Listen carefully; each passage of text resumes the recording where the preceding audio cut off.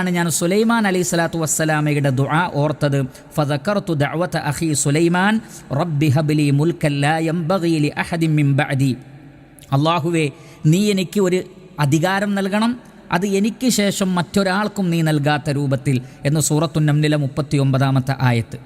അപ്പോൾ ആ നിലക്ക് ജിന്നിനെ പിടിക്കാനോ കെട്ടിയിടാനോ നബി സല്ലല്ലാഹു അലൈഹി വസല്ലമ മുതിർന്നില്ല. രണ്ട് നിലക്കാണ് പണ്ഡിതന്മാർ അതിനെ വ്യാഖ്യാനിച്ചത്.